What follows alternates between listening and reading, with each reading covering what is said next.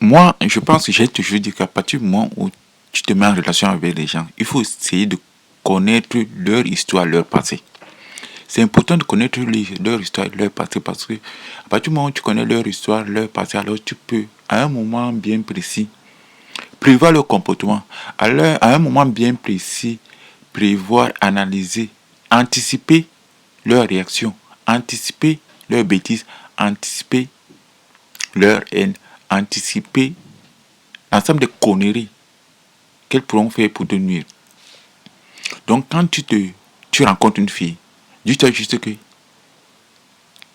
elle est la fille d'une autre femme.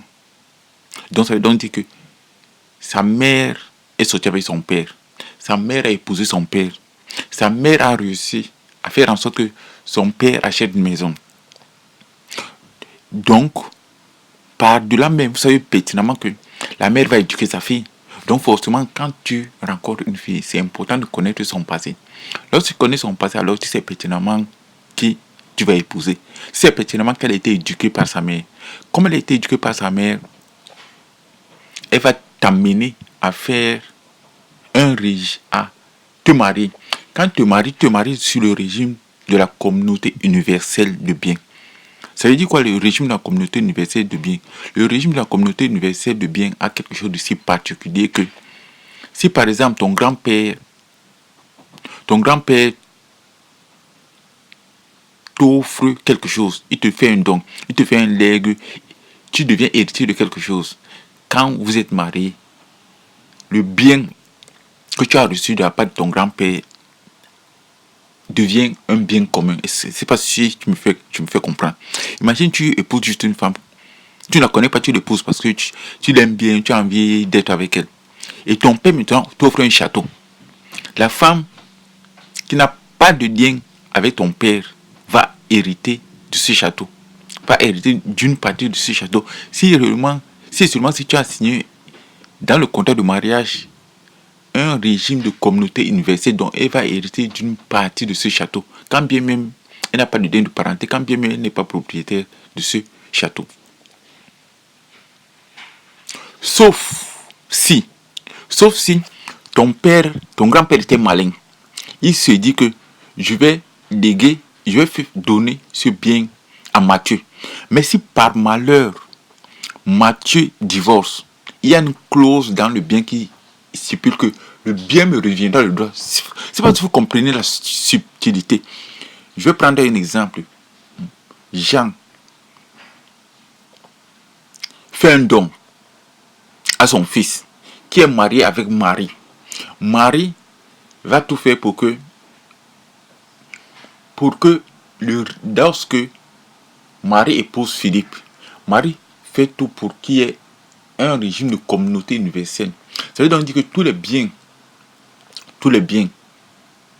que vous allez acheter lorsque vous êtes en couple vous appartiennent tous les deux. Ça veut donc dire que le bien que Mathieu avait avant mariage vous appartient tous les deux. Troisième chose, c'est que si mon grand-père m'envoie, me lègue, me donne quelque chose, ce quelque chose nous appartient tous les deux. Même si je n'ai pas de lien de parenté, même si ma femme n'a pas de lien de parenté avec mon grand-père. Est-ce que vous comprenez la dangerosité du régime universel de biens? Sauf si mon grand-père est très intelligent.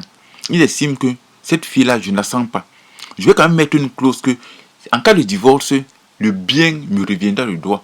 Donc si par exemple la femme décide de divorcer, en ayant fait ses plans, en disant que vous êtes sur le régime universel de biens, donc forcément, le château que ton grand-père vient de t'offrir, elle va hériter d'une partie de ce château, vous allez le vendre, vous allez vendre tous vos biens déjà, elle aura la moitié de tout.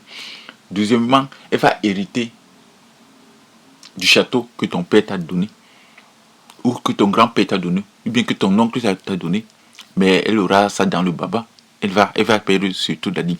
Parce que elle oubliera que lorsque ton père te donne quelque chose, il a mis une clause que en cas de divorce, il redevient propriétaire, que tu es juste le gestionnaire. C'est pas si tu comprends. Donc en mettant cette clause là, la femme ne va pas hériter de ce bien-là. Bon, parlons maintenant du logement familial. À partir du moment où tu te mets en couple avec une personne et que vous achetez pendant que vous êtes en couple, il y a l'article 215. L'article 215 alinéa C. L'article 215 alinéa C protège le logement familial.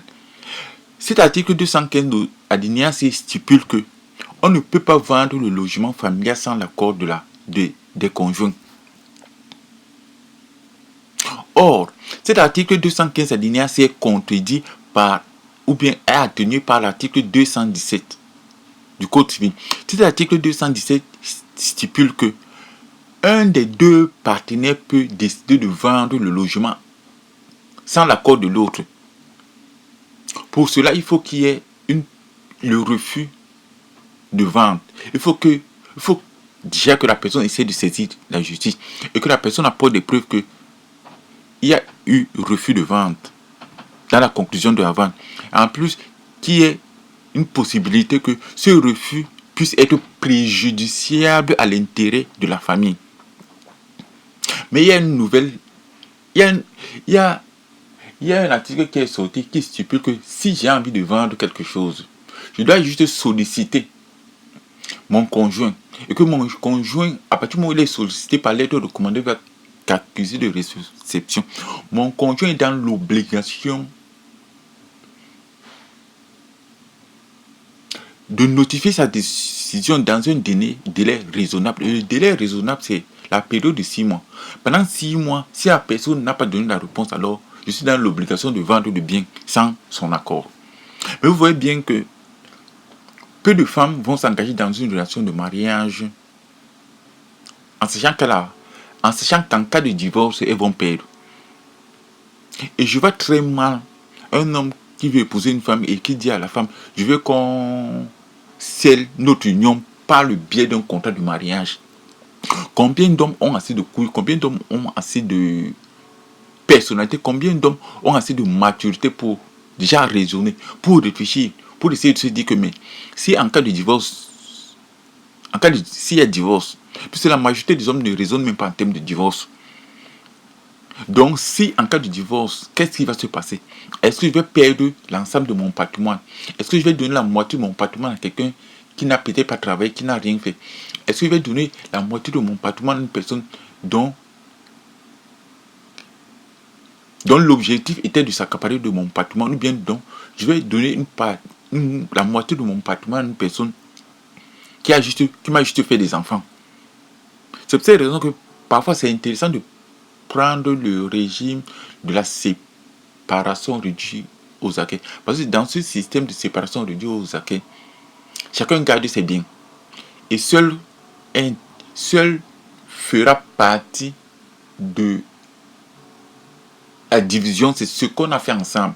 Imagine qu'on a mis 10 ans de relation de couple.